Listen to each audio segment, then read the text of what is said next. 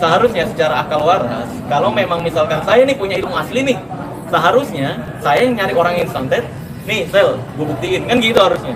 Kok ini malah nyuruh orang lain untuk nyari yang disantet?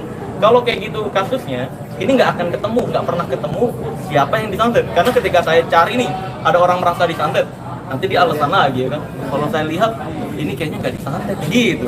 Nanti ya ujung-ujungnya nggak jadi pembuktian. Kalau memang mau pembuktian silahkan, cari orang yang disantet menurut dia. Buktiin, bakar tisu tanpa api, kalau itu tanpa trik, ya silahkan buktikan. Atau misalkan kelapa isi paku, kalau benar terbukti tanpa trik dan saya nggak bisa bongkar rahasianya, silahkan buktikan. Saya tutup channel kok kalau terbukti itu ilmu tanpa trik. Dan kesembuhan dengan keris itu sendiri, ya itu tetap membongkar gimana? Iya, kalau keris petir mah itu sebenarnya alat teater untuk pertunjukan, untuk hiburan. Jadi kayak dalam seni teater ada jagoannya nih, punya kalian ya serang gitu. Cuma kan anehnya ini dijadiin untuk pengobatan ya. Dan anehnya lagi ada yang percaya. Ini jangan-jangan yang percaya ini mikir kalau jin itu kayak nyamuk ya, bisa kesetrum, kan aneh. Ya itu sih sebenarnya mirisnya, makanya saya bongkar rahasianya. Kebetulan saya juga punya seperti ini. Ini kamu fokus pada padepokan Sigus satu ini atau semuanya kamu mau, maksudnya yang berbau-bau seperti itu kamu mau ikut bongkar semua? Nah ini yang perlu diluruskan. Ini yang perlu diluruskan ya. Sebenarnya gini, yang perlu diluruskan adalah saya nggak pernah menantang sebuah padepokan atau orang tertentu, nggak pernah. Saya selalu konsep ilmu merah itu konsepnya adalah membongkar sebuah trik yang dipakai disalahgunakan, yang disalahgunakan. Nah kalau misalkan ada yang merasa yakin ilmunya itu asli, ya, yang saya bongkar itu salah dan ternyata itu ilmu asli, silakan pembuktian gitu. Saya nggak pernah nantang siapa-siapa. Makanya hati-hati di luar sana, banyak sekali nomor-nomor yang mengatasnamakan admin saya, terus malah nantang-nantangin orang, nantang-nantang. Sumpah demi Allah Azza wa Jalla, kita nggak pernah nantang-nantangin orang. Kalau tidak pernah kita bahas gitu, karena kita bahas tuh triknya, bukan orangnya atau padepokan tertentu, bukan. Kita nggak pernah menyebut padepokan tertentu atau orang gitu sebenarnya. Tapi ambil hasil ini udah ada ketahuan nggak sih? Saya ambil dari semuanya yang lo coba lihat. Mungkin ada tim lo di sana untuk melihat bahwa ini benar apa enggaknya. Apanya bener apa enggaknya? Apanya? Triknya dia gitu. Loh, kan di TikTok, di YouTube dan di media-media sosial juga udah banyak ya terbukti ya. Kayak kelapanya dia, video dia ada yang pas kelihatan dikeluarin air gotnya, ketika dia dibalikin gitu ada lubangnya. Itu kan udah terbukti sebenarnya. Ya kalau kelapanya udah di set gitu. Seperti yang saya jelaskan di video-video saya gitu. Marcel, tapi kalau yang kesurupan itu percaya nggak sih? Kesurupan di channel saya ada pembahasannya kok. Jadi kan ada nih yang ningsi-ningsi itu kan sampai sekarang terbukti pengobatan yang apa? Ningsi-ningsi itu. Ya, ya kalau pengobatan alternatif sih saya perlu lihat dulu, tapi untuk itu saya no comment karena belum, saya pribadi serius nih, nggak pernah tertuju ke satu orang gitu, enggak. Saya perlu, pokoknya apa yang mau saya bahas nih, saya cari di YouTube, ada nggak orang yang mempraktekkan? Kalau ada ya saya reaction gitu. Biasanya gitu, bukan tertuju gue mau nyerang ini, nggak ada. Saya nggak pernah tertuju ke gue mau nyerang ini, enggak. Tapi metodenya sama, Marcel. Apa? Sama yang ningsi, sama yang Emang pernah pakai kelapa? Tapi pengobatan dengan cara yang apa? Pakai tisu emang? Enggak. Kan ini saya bahas tisu, bakar tisu tanpa api, kelapa isi paku. Kan kalau untuk yang lain kan nggak tahu ya. Karena yang saya bahas itu adalah trik yang saya mau bahas, bukan orangnya sekali lagi. Gitu.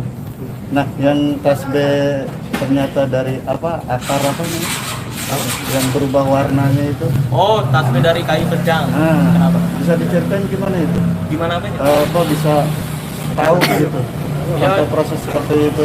Ya karena dan ternyata itu kan sebuah trik juga ya, kan? Bukan trik, sebenarnya itu pengobatan tradisional yang disalahgunakan.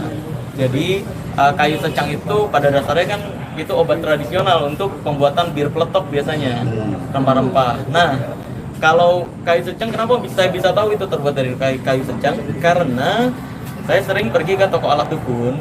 Nah, di toko alat dukun itu banyak tuh. Ya, saya tanya-tanya juga ke penjualnya.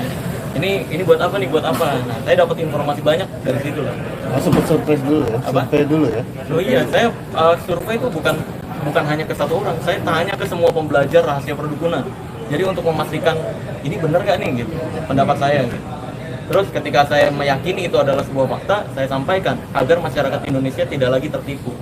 Tapi itu mengandung efek apa sih kayu secang itu? Kayu secang sebenarnya nggak berbahaya, itu malah obat tradisional sekali lagi.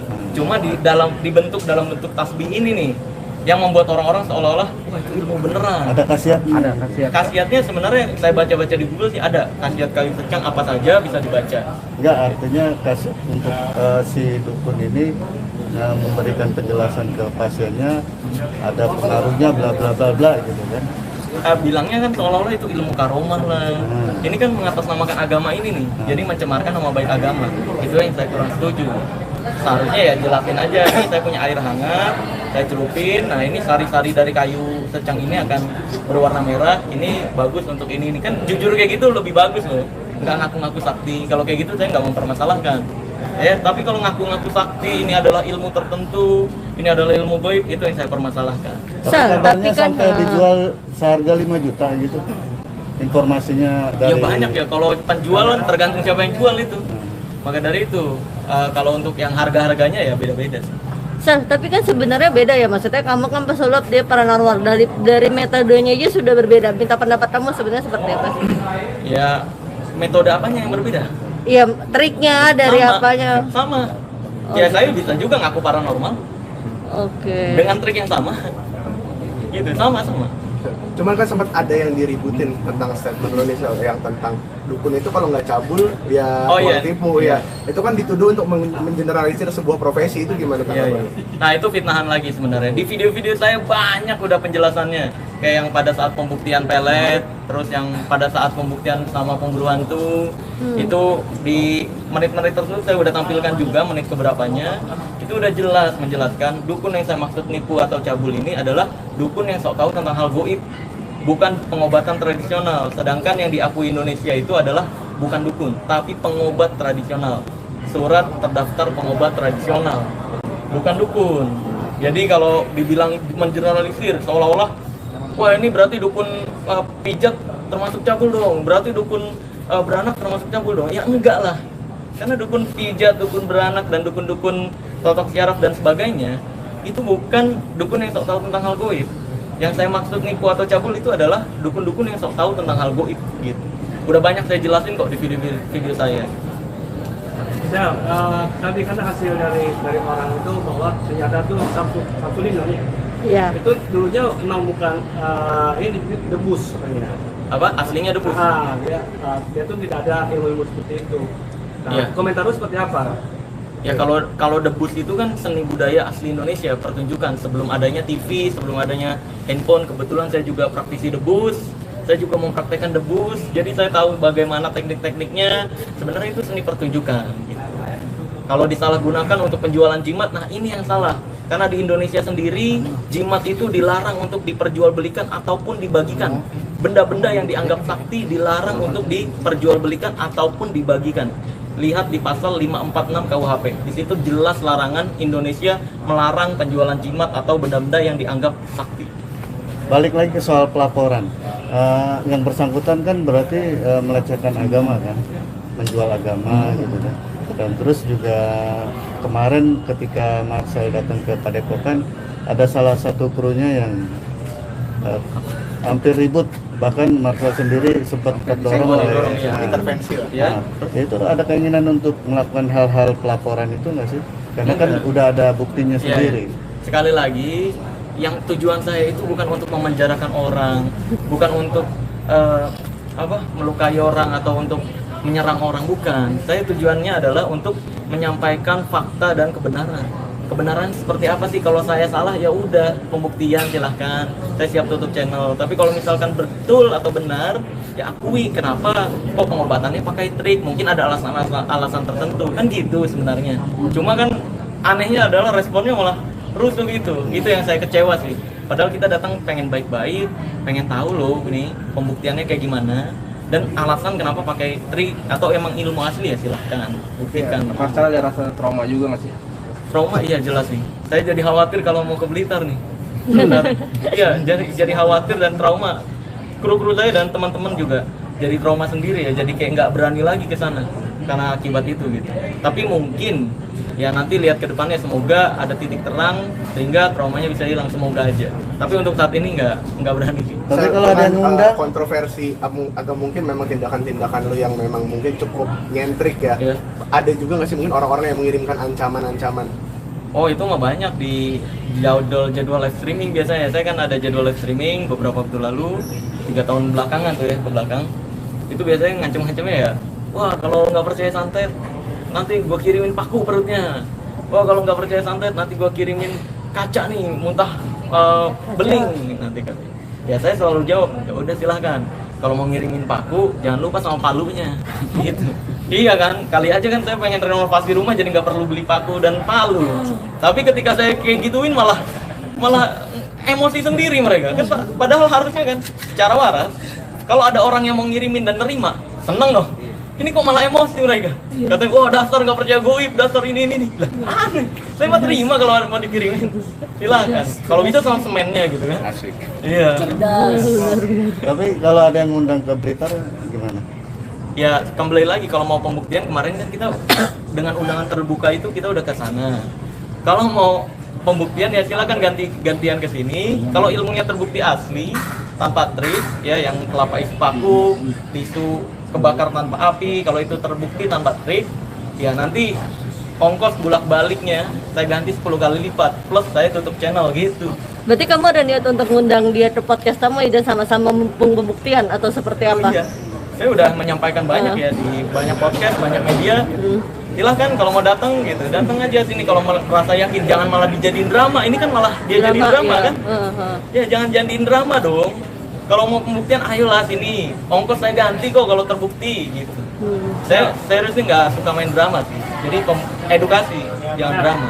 Ya, mengenai soal itu saya yang meminta KTP sendiri, lu kenapa? Tapi kan lu tidak mau Dimintain terima KTP Oh sama iya. Pak Kades. Itu agak aneh nggak menurut lo? Aneh, bagi saya aneh. Pertama itu di tempat umum. Kedua ketika kita mau pulang, kita kan udah datang nih mau pembuktian, kan nggak boleh sama pengacaranya kan. Terus juga mau pendaftaran nggak boleh. Ya kita mau pulang. Lah kita udah mau pulang nih, baru dimintain KTP. Nah ini yang aneh. Kalau kita baru datang dimintain KTP, ya nggak apa-apa, kita no problem. Ini kita mau pulang loh, mau pulang kok dimintain KTP. Itu sih yang aneh dan menurut saya kayak kok nyari-nyari kesalahan saya banget gitu. Makanya khawatir saya sebenarnya itu kan data pribadi kan. Iya. Kok data pribadi kita mau pulang nih, udah nggak boleh pembuktian nih, kok dimintain gitu buat apa? Nginep juga enggak kita. Kamu Gitu. nanya nggak buat apa? Apa? Kamu nanya Nah nggak buat itu apa? ketika saya tanya buat apa, dia langsung, lo kamu kan kesini masuk wilayah orang. Nah saya pikir mungkin peraturan di situ mau beli bakso aja harus nunjukin KTP mungkin. Tapi saya juga nggak tahu ya. Makanya di situ saya nanya untuk apa, tiba-tiba ada yang nyerang lah. Saya tanya untuk apa, lo kamu masuk wilayah orang katanya. Ya, mungkin di wilayah tersebut memang mau beli bakso aja harus nunjukin KTP mungkin, nggak tahu. Apakah seperti itu di daerah-daerah lain kan lama juga KTP itu tidak sembarangan dikasih? Dan lu kan orang Indonesia, bukan Iya. orang asing. Iya, dia juga. Betul, saya juga udah banyak kan ke Purwokerto, ke Bali, ke Cirebon, dan ke daerah-daerah lain. Ketika kita syuting, nggak pernah diminta KTP, nggak pernah, kecuali untuk kepentingan mungkin, ya mungkin kepentingan kayak persuratan, izin dan sebagainya baru mungkin. Tapi selama saya ke wilayah lain di Indonesia, baru kali itu doang tuh. Tiba-tiba kok dimintain KTP, itu anehnya adalah ketika mau pulang lagi. Aneh. Pesannya terakhir buat Iya. satu nih. Iya. Pesan kalau untuk Mas Udin saya harap nih tobat gitu loh. Kalau memang misalkan mau pembuktian ya silahkan pembuktian, sini datang ke Jakarta. Saya sumpah saya nggak akan cegat dan nggak akan dimintain KTP buat sini. Gitu. Bisa. Oke. Terima kasih banyak. Ini nih